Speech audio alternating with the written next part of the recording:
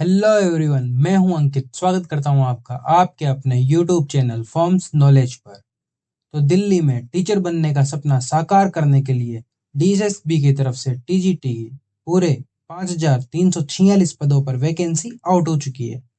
आज की वीडियो में हम इसके कंप्लीट नोटिफिकेशन को रिव्यू करेंगे और फॉर्म फिलिंग करते हुए जहां भी आप मिस्टेक कर सकते हो उन सभी पॉइंट्स को कंसीडर करते हुए step by step form fill करेंगे। तो चलिए शुरू करते हैं। सबसे पहले इसके नोटिफिकेशन को देखते हैं। इसके फॉर्म 9 अक्टूबर से शुरू हो चुके हैं जो कि 7 नवंबर तक चलने वाले हैं। पोस्ट की बात करें तो यहाँ पे टीजीटी मेल की कैटेगरी वाइज पोस्ट जैसे कि जनरल के लिए 319, ओबीसी के लिए 158, एससी के लिए 127, एसटी के लिए 34, ईडब्ल्यूएस के लिए 106, ऐसे करके टोटल 744 पोस्ट और पीडब्ल्यूडी के लिए 52 पोस्ट निकाली गई है। मेल की पोस्ट अलग है और फीमेल की पोस्ट अलग है। सेम वैसे ही TGT English, TGT social science, TGT natural science, TGT Hindi, TGT Sanskrit, TGT Urdu, TGT Punjabi और ड्राइंग टीचर और स्पेशल एजुकेशन टीचर की टोटल 5,346 पदों पर वैकेंसी निकाली गई है, जिसकी लास्ट डेट 7 नवंबर 2025 है। अगर एजुकेशन क्वालिफिकेशन की बात करें तो टीजीटी मैथ्स के लिए यहाँ पे आपको बैचलर डिग्री होनी चाहिए एटलीस्ट 50% मार्क्स से, या आपकी मास्टर डिग्री होनी चाहिए जिसमें आपके ग्रेजुएशन में एटलीस्ट 50% मार्क्स होने चाहिए, या आपने 4 ईयर इंटीग्रेटेड प्रोग्राम जैसे कि B El Ed, B Sc B Ed, BA B Ed किया हो तो आप इसके लिए एलिजिबल हैं। नेक्स्ट, आपने अगर ग्रेजुएशन किया है तो आपको 2 साल की बीएड या 3 साल की इंटीग्रेटेड बीएड एमएड होना जरूरी है। पर अगर आपने 4 ईयर का integrated B Sc B Ed, BA B Ed program किया है तब आपको बीएड अलग से करने की जरूरत नहीं है। सभी कैंडिडेट को सीटेट पास करना अनिवार्य है, इसके बिना आप इन पोस्ट के लिए एलिजिबल नहीं होने वाले हो। आपका जो पे स्केल रहने वाला है वो लेवल 7 का रहने वाला है जो कि 44,900 से 1,42,400 तक रहने वाला है। एज लिमिट आपकी 30 ईयर रहने वाली है और आपको अपनी कैटेगरी के अकॉर्डिंग एज रिलैक्सेशन मिल जाएगा। बाकी सभी पोस्ट के लिए भी सेम यही एजुकेशनल क्वालिफिकेशन रहने वाली है। इस नोटिफिकेशन का लिंक आपको इस वीडियो के डिस्क्रिप्शन में मिल जाएगा जहां पे क्लिक करके आप अपनी एजुकेशनल क्वालिफिकेशन कंप्लीट देख सकते हैं। नेक्स्ट हम बात करें एलिजिबिलिटी क्राइटेरिया की, तो आपको इंडिया का सिटीजन होना चाहिए और आपकी जो भी ग्रेजुएशन की या सीटेट की मार्कशीट्स है वो 7/11/2025 से पहले पहले आ जानी चाहिए। नेक्स्ट बात करें एप्लीकेशन फीस की, तो जनरल और ओबीसी के बॉयज के अलावा सबकी फीस 0 रहने वाली है। जनरल और ओबीसी की फीस जो है 100 रुपए रहने वाली है। अगर एग्जामिनेशन स्कीम की बात करें तो यहाँ पे 1 ईयर एग्जाम होने वाला है जो कि 200 मार्क्स का होगा और उसमें 200 क्वेश्चन पूछे जाएंगे। क्वेश्चंस किस तरह से डिवाइड है तो आपको 20 नंबर के जनरल अवेयरनेस, 20 नंबर की रीजनिंग, 20 नंबर की मैथ्स, 20 नंबर की हिंदी और 20 नंबर की इंग्लिश, ऐसे करके 100 क्वेश्चन पूछे जाएंगे। और आप बाकी जो आपका 100 नंबर का पेपर होगा वो आपका सब्जेक्ट का होगा जिसमें आपकी टीचिंग पेडागोजी भी इंक्लूड हो जाएगी। अगर हम बात करें रिजर्वेशन की तो जनरल को कोई रिजर्वेशन नहीं मिलता है। एसटी एससी अगर सेंट्रल लिस्ट में एसटी एससी हैं तो उनको अपनी कैटेगरी के हिसाब से रिजर्वेशन मिल जाएगा। सबसे मेन बात आती है ओबीसी की। तो ओबीसी अगर आप दिल्ली से ओबीसी से हैं तभी आप वहां पे ओबीसी में काउंट होंगे। जो ओबीसी आउटसाइड दिल्ली हैं वो ओबीसी में काउंट नहीं होंगे और उनको अनरिजर्व कैंडिडेट्स के रूप में रखा जाएगा और उनको अप्लाई भी यूआर कैटेगरी में मतलब अनरिजर्व कैटेगरी में ही अप्लाई करना है। जो कैंडिडेट्स ओबीसी दिल्ली से हैं उनका जो सर्टिफिकेट है वो 1/4/2025 से पहले का बना होना चाहिए। नेक्स्ट, अगर एज रिलैक्सेशन की बात करें तो आपको अपनी कैटेगरी के हिसाब से यहाँ पे एज रिलैक्सेशन देखने को मिल जाता है। अब हम बात करते हैं फॉर्म फिलिंग की। तो step by step form filling करने के लिए सबसे पहले आपको अपने मोबाइल या लैपटॉप के होम स्क्रीन पे आ जाना है। उसके बाद आपको कोई भी ब्राउजर ओपन कर लेना है। यहाँ पे आपको सर्च इंजन पे लिखना है OARS पोर्टल। जैसे आप OARS पोर्टल लिख के सर्च करते हो आपके सामने ये वाली वेबसाइट खुल जाती है। यहाँ पे आपको लॉगिन पे क्लिक करना है। अगर आप इस वेबसाइट को फर्स्ट टाइम विजिट कर रहे हो तो आपके यहाँ पे कोई भी आईडी नहीं होगी। तो सबसे पहले आपको क्लिक फॉर न्यू रजिस्ट्रेशन पे क्लिक करना है। जैसे आप इस पे क्लिक करते हो आपके सामने ये वाला पेज खुल के आता है। यहाँ पे आपको अपना रजिस्ट्रेशन करना है जिसमें आपको सबसे पहले अपना नाम डालना है, दोबारा आपका नाम डालना है, डीओबी डालनी है, आपको कंफर्म करनी है डीओबी, 10th का रोल नंबर डालना है यहाँ पे भी, पासिंग ईयर डालना है इन दोनों में। उसके बाद जेंडर डालना है यहाँ पे, नेशनलिटी आपको यहाँ से चूज कर लेनी है, आपका फादर नेम डालना है यहाँ पे। उसके बाद आपको यहाँ पे री एंटर फादर नेम करना है, मदर्स नेम डालना है दोनों जगह। अगर आपके स्पोज है या जीवन साथी है तो जीवन साथी का नाम डालना है दोनों जगह, मोबाइल नंबर यहाँ पे डालना है और ईमेल आईडी यहाँ पे डालनी है। अब मोबाइल और ईमेल आईडी को आपको वेरीफाई भी करना होगा, तो यहाँ पे गेट ओटीपी पे क्लिक करना है, तो आपके मोबाइल और ईमेल पे ओटीपी चल जाएगा। उसके बाद आपको यहाँ पे मोबाइल ओटीपी और यहाँ पे ईमेल ओटीपी डाल के इनको वेरीफाई कर देना है, तो ये वेरीफाई हो जाएंगे। उसके बाद आपको यहाँ पे अपनी आइडेंटिटी प्रूफ की डिटेल्स डालनी होगी। क्या आपके पास आधार का प्रूफ है? अगर है तो यस, अगर नहीं है और किसी और आईडी कार्ड से आप वेरीफाई करना चाहते हो तो आपको नो पे क्लिक करना है। अगर आधार है तो यस पे क्लिक करना है। आपका आधार नंबर क्या है? आधार नंबर यहाँ पे डालना है दोनों जगह। आपका आधार में नाम क्या है वो इन दोनों जगह पे आपको फिल कर देना है। यहाँ पे आपको अपना पासवर्ड क्रिएट करना है जो कि स्ट्रांग होना चाहिए, जिसमें एटलीस्ट 8 कैरेक्टर होने चाहिए, उसमें अपर केस भी होना चाहिए, लोअर केस भी होना चाहिए, एक स्पेशल कैरेक्टर भी होना चाहिए और न्यूमेरिकल डिजिट भी होनी चाहिए। इस तरह से आप अपना पासवर्ड क्रिएट कर लेंगे। यहाँ पे दोबारा कंफर्म पासवर्ड डालेंगे, अंडरटेकिंग पे क्लिक करेंगे और प्रीव्यू पे क्लिक करेंगे। उसके बाद इसको क्लिक करके और फाइनल सबमिट पे क्लिक कर देंगे। जैसे आप फाइनल सबमिट पे क्लिक करते हो, आपके रजिस्ट्रेशन नंबर आपको यहाँ पे शो हो जाते हैं और आपका रजिस्ट्रेशन कंप्लीट हो जाता है। उसके बाद आपको फॉर्म फिल करना है, तो सबसे पहले प्रोसीड पे क्लिक करेंगे। उसके बाद click here to sign in पे क्लिक करेंगे। यहाँ पे क्लिक करते ही सबसे पहले आपको अपनी डेट ऑफ बर्थ डालनी है, उसके बाद 10th के रोल नंबर डाल लेंगे, पासिंग ईयर डालेंगे और यहाँ पे आपने जो पासवर्ड क्रिएट किए थे वो पासवर्ड आपको यहाँ पे डालने हैं और यहाँ पे ये वाला कोड फिल करना है। उसके बाद साइन इन पे क्लिक कर देना है। जैसे आप साइन इन पे क्लिक करते हो, आपके सामने ये वाला इंटरफेस शो होता है जहाँ पे आपका नाम, फादर्स नेम, मदर्स नेम, आधार नंबर, जेंडर वगैरह सब कुछ दिखता है। अब फॉर्म कहाँ से फिल करना है? तो फॉर्म फिल करने के लिए आपको अप्लाई फॉर न्यू एप्लीकेशन पे क्लिक करना है। इस पे जैसे क्लिक करते हो आपके सामने जितने भी फॉर्म्स है वो सभी खुल के आ जाते हैं। आप मैथ्स के लिए, इंग्लिश के लिए, सोशल साइंस, संस्कृत, उर्दू, पंजाबी, हिंदी, सब कुछ के लिए आप से अप्लाई कर सकते हो।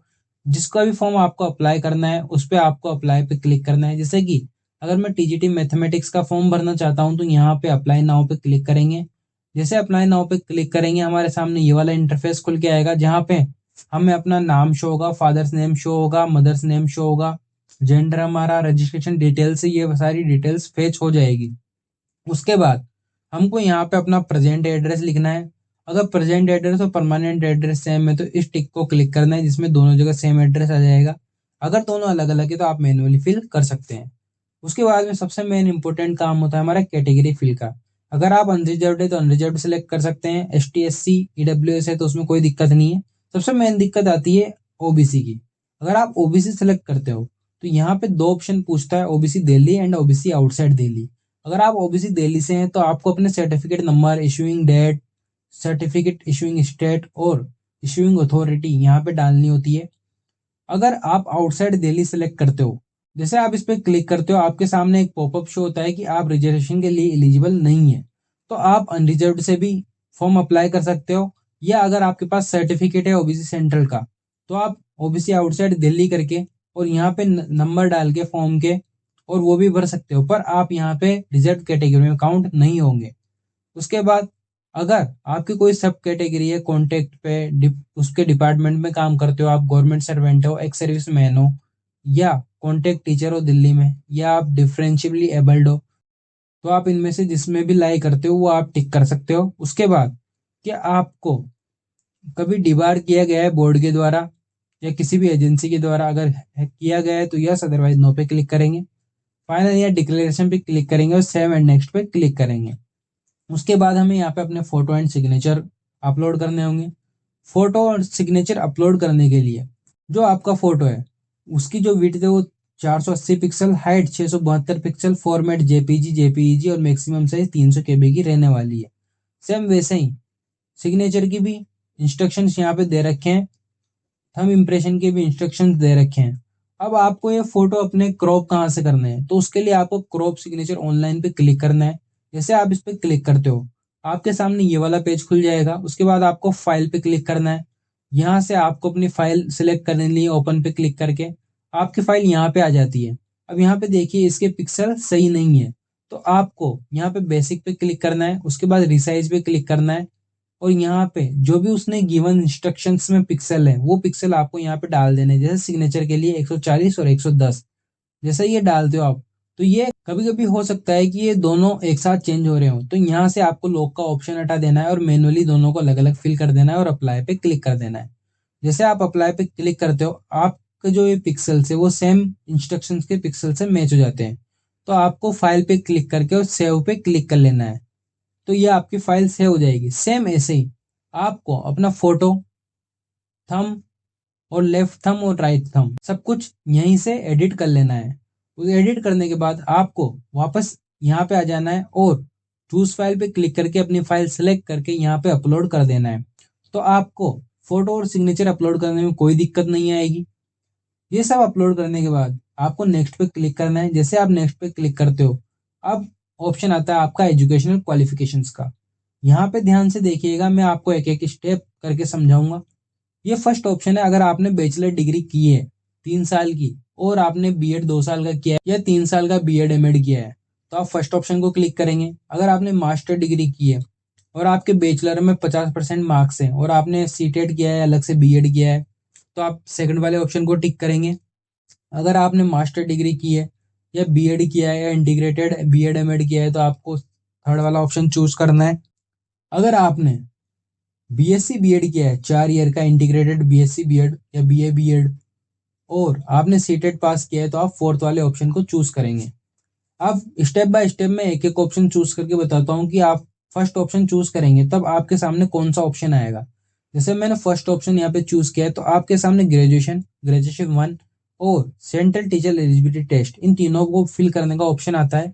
जहाँ पे आपको ग्रेजुएशन में ग्रेजुएशन की डिटेल भरनी होती है, ग्रेजुएशन फर्स्ट में आपको बीएड की डिटेल्स फिल करनी होती है, सीटेट में सीटेट की डिटेल्स फिल करनी होती है। अगर आप सेकंड ऑप्शन को चूज करते हो, तो आपको यहाँ पे सीटेट की डिटेल्स, बीएड की डिटेल्स और पोस्ट ग्रेजुएशन की डिटेल्स फिल करनी होती है। सेम वैसे अगर आप थर्ड ऑप्शन को चूज करते हो, तो आपको सीटेट की डिटेल्स, पोस्ट ग्रेजुएशन की डिटेल्स और ग्रेजुएशन 2 पे आपको बीएड की डिटेल्स फिल करनी होती है। जब आप फोर्थ ऑप्शन को चूज करते हो, तो आपको यहाँ पे सीटेट और डिग्री, सीटेट में तो आप सीटेट की डिटेल्स फिल करोगे और डिग्री में आप बीएससी बीएड इंटीग्रेटेड जो आपने कोर्स किया है 4 साल का, वो कंप्लीट डिटेल्स यहाँ पे फिल करनी होती है। जैसे मैं इसको फिल करता हूँ, तो सबसे पहले मैं यहाँ पे डिग्री चूज करता हूँ। डिग्री चूज करने के बाद डिसिप्लिन में यहाँ पे नीचे लिखा होता है 4 year integrated programme BSc BEd या बीए बीएड या बीएलएड, इसको चूज कर लेंगे। परसेंटेज में आपकी जो भी 4 साल की मिला के आपकी जो परसेंटेज बनी है फाइनली, वो यहाँ पे लिख देंगे। जिस भी स्टेट से आपने ग्रेजुएशन की है वो यहाँ से सेलेक्ट कर लेंगे, जिस भी यूनिवर्सिटी से की है वो यहाँ से आप सेलेक्ट कर लेंगे। अगर इनमें से आपकी यूनिवर्सिटी नहीं आती है, तो अदर्स ऑप्शन सेलेक्ट करके और मैनुअली आप अपनी यूनिवर्सिटी फिल कर देंगे। उसके बाद आपको यहाँ से पासिंग मंथ और पासिंग ईयर सेलेक्ट कर लेना है और इंसर्ट पे क्लिक करना है। जैसे आप इंसर्ट पे क्लिक करते हैं, आपकी डिग्री की जो डिटेल्स है वो फिल हो जाती है।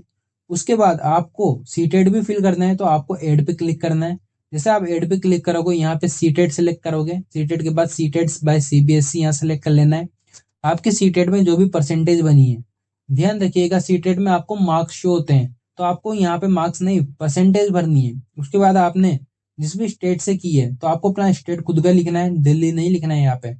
उसके बाद बोर्ड में आपको सीबीएसई लिखना है, सीबीएसई यहाँ पे आपको नहीं मिलेगा तो अदर चूज करके यहाँ पे सीबीएसई लिख देना है। उसके बाद में जिस भी मंथ और ईयर में आपने पास की है वो लिख के आपको इंसर्ट पे क्लिक कर देना है। जैसे आप इंसर्ट पे क्लिक करते हो, आपके यहाँ पे कंप्लीट एजुकेशनल डिटेल्स फिल हो जाती है। आप यहाँ पे अगर ये वाली कैटेगरी से बिलोंग करते हो, तो आप सेम वैसे ही आपकी डिटेल्स फिल कर सकते हो। यहाँ पे बस आपको अपनी ग्रेजुएशन, बीएड और सीटेट की डिग्री अलग अलग फिल करनी होगी। उसके बाद do you want to finally save पे क्लिक करना है। जैसे आप सेव पे क्लिक करते हो, तो आपकी डिटेल सेव हो जाती है, आपको नेक्स्ट पे क्लिक करना है। आपका यहाँ पे फॉर्म का प्रीव्यू आ जाता है, आपको अपनी डिटेल्स देख लेनी है। अगर सब कुछ सही है, तो आपको यहाँ पे डिक्लेरेशन पे क्लिक करना है, डिक्लेरेशन पे क्लिक करना है और पे ऑनलाइन एंड फाइनल सबमिट पे क्लिक कर देना है। उसके बाद आपके सामने ये वाला पॉपअप शो होता है कि आपका आप पेमेंट स्टेटस वेरीफाई कर लीजिए। अगर आपकी फीस कट गई है और आपका जो टोकन नंबर है या एप्लीकेशन नंबर है वो जनरेट नहीं हुआ है तो अगर आपकी पेमेंट इनकेस फेल्ड हो जाती है तो आपको कुछ समय का वेट करना है, आपको दोबारा पेमेंट नहीं करनी है। आप ओके पे क्लिक करेंगे, उसके बाद यहाँ पे हमारी पोस्ट अप्लाइड आ जाएगी, पे ऑनलाइन पे क्लिक करेंगे, यहाँ पे हमारी डिटेल शो हो जाएगी, यहाँ पे इस पे क्लिक करके और पे नाउ पे क्लिक करेंगे। आपको जिस भी मीडियम से पेमेंट करना है, जैसे डेबिट कार्ड, नेट बैंकिंग या यूपीआई से, उससे आप पेमेंट कर सकते हैं। मैं यहाँ यूपीआई से पेमेंट करता हूँ, यूपीआई सेलेक्ट करता हूँ। उसके बाद आपको ऐसा क्यूआर कोड शो हो जाएगा, तो आपको अपने मोबाइल की किसी भी फोन पे या पेटीएम से इस क्यूआर को स्कैन करके पेमेंट कर देना है। तो ये था complete process about the DSSSB TGT 2025 form filling. अगर आपको इससे रिलेटेड कोई भी डाउट है तो आप कमेंट सेक्शन में पूछ सकते हैं। अगर आपको वीडियो अच्छी लगी हो तो आप वीडियो को लाइक कर दीजिए, और ऐसे कोई भी फॉर्म अगर आप बिना किसी मिस्टेक के भरना चाहते हैं तो हमारे चैनल फॉर्म्स नॉलेज को सब्सक्राइब कर लीजिए। मिलते हैं किसी और फॉर्म के साथ फॉर्म्स नॉलेज पर। Thank you.